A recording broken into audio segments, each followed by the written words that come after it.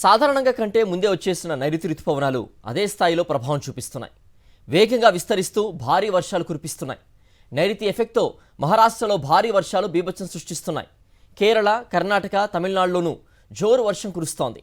Record స్థాయి వర్షపాతానికి దేశ ఆర్థిక రాజధాని అతలాకుతలమైంది. నైరుతి రుతుపవనాలు దేశంలో వేగంగా విస్తరిస్తున్నాయి.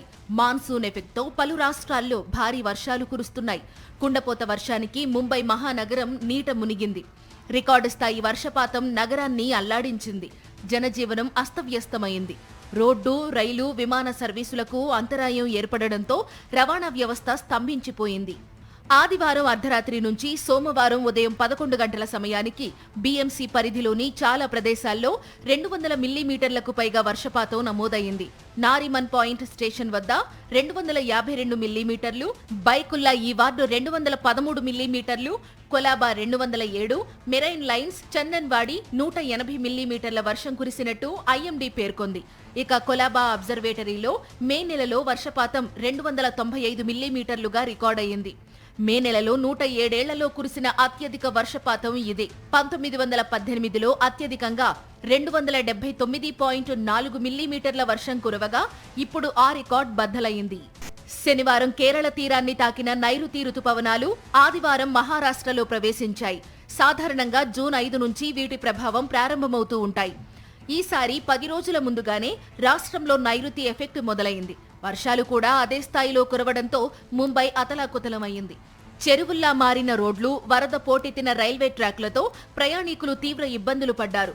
వర్లీలో కొత్తగా ప్రారంభించిన అండర్ గ్రౌండ్ మెట్రో స్టేషన్ కూడా నీట మునిగింది.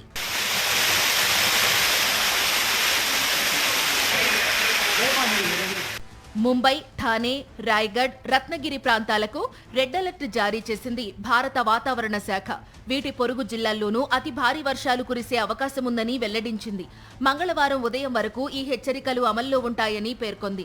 ప్రజలు అప్రమత్తంగా ఉండాలని, అత్యవసరం కాని ప్రయాణాలు వాయిదా వేసుకోవాలని అధికారులు సూచించారు. కంట్రోల్ రూమ్ నుంచి ఎప్పటికప్పుడు పరిస్థితిని సమీక్షిస్తున్నారు.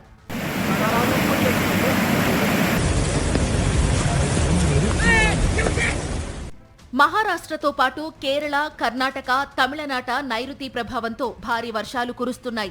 కేరళలోని 11 జిల్లాలకు ఐఎండీ రెడ్ అలర్ట్ ఇచ్చింది. కర్ణాటకలోని తీర ప్రాంత జిల్లాల్లో హై అలర్ట్ ప్రకటించారు అధికారులు. రాత్రి కురిసిన వర్షానికి బెళగావిలో గోడకూలి 3 ఏళ్ల చిన్నారి ప్రాణాలు కోల్పోయింది. అటు నైరుతి రుతుపవనాలు తెలుగు రాష్ట్రాల్లోకి ప్రవేశించాయి. రానున్న 3 రోజుల పాటు ఏపీ, తెలంగాణలో భారీ వర్షాలు కురుస్తాయని వాతావరణ శాఖ అంచనా వేసింది. తీరం వెంబడి గాలుల తీవ్రత కూడా కొనసాగుతుందని అధికారులు వెల్లడించారు.